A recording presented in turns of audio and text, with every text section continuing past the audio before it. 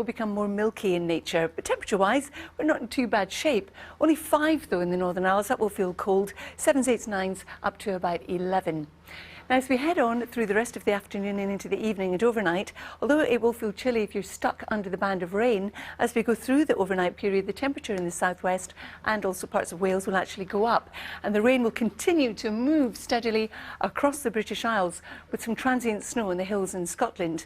So that's our first weather front going through. Here's the second one down in the south. So it's going to be quite a cloudy, murky night in southern areas, leading us into a cloudy, murky start to the day tomorrow with a lot of low cloud and also some rain. At times the rain will be heavy, but mostly it won't. But moving north of that band of rain, and although it is going to be another windy day, we'll have some sunshine and temperatures in double figures. So we're looking roughly 7 in the Northern Isles, around about 10 or 11 for most, but a 14 as we push down towards the south amidst the cloud and the murk.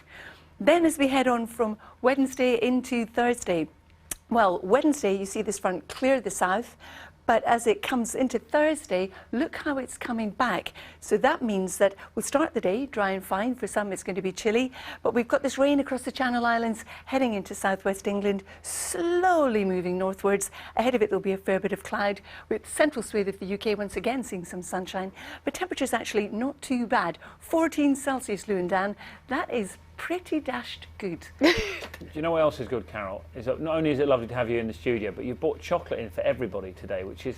Is there any left? That is why there's not much left. I hoovered up a bit on my way into the studio, but there is a bit. I've left a bit for you afterwards. Have you? Oh, you say that. It's probably gone by now. Yeah. And it's Carol. Just a bribe. I want to come back. Thank you. I appreciate the thought. Any day you like, Carol. Thank you. Now, all this week, we're looking at what different groups of people want from the Chancellor's budget tomorrow in what we're calling a sort of breakfast generation game. Is that why we've got the big coin? It might be. Yesterday, it was the millennials, and today it's the turn of those born in the 60s and 70s. We sent Steph out to a family-run business in North Yorkshire, which employs many from Generation X. I think it's quite clear as well what they specialise in. Morning, Steph. Good morning to you. Morning, everybody. Have a look at this. We're in a sausage factory in North Yorkshire, as you say, a family-run business. So, well, the sausage, every time we go live, the sausages stop coming off. Anyway, we'll definitely see some again when it starts running through. But you can see here the people who are packing them up, sending them off to the supermarkets. They make something like 300,000 sausages there you go, every single day here. Lots of different flavours. This one is chicken Italia, I'm told. So chicken with sun-dried tomatoes and the like. And Andrew is the boss of the company here. Andrew, just tell us a bit about business. You're expanding it at the moment, aren't you? So things going well? Things are going very well. I've had a fantastic year since we launched in April 13, but we are growing fantastically fast at the moment. We're the third fastest growing company in the UK. A new factory being built up at the moment.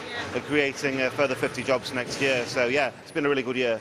It's very good to hear. Now, you are part of Generation X, which is what we're focusing on today. Can you just tell us a bit about the kind of things that would help you? Because obviously, you know, we've got the budget coming up. There's a lot of uncertainty in the economy at the moment. What would make a difference to you, do you think? I think really breaks that allow us to keep investing in people. I mean, every time we look at our business, it's the people that make it. It's the most important thing. So continue to invest in people, so more training, allowing more training for companies like us, and allowing that investment to continue. Yeah. And also, as a family man, this is a family business. What would help you in that sense? Is there any kind of other pressures in your, I guess, your personal life which would make a difference to you? Yeah, well, we employ a lot of young people, and I've got 4 grown-up children myself, so I just know how hard it is for them at the moment to be able to get on that mortgage ladder, to start buying a property. So anything that allows them to start to get on that property ladder earlier, so maybe raising the tax threshold for young people, allowing them on that first time buying house stage would be really important to me.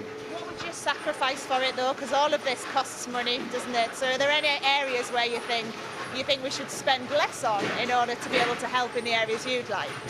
I think that consecutive governments have really sort of not, you know, at the end of the day, they'll be looking to private companies like us to build up the coffers of all those sort of nationalised things we have to keep going. So waste in the public sector is a real bugbear of ours.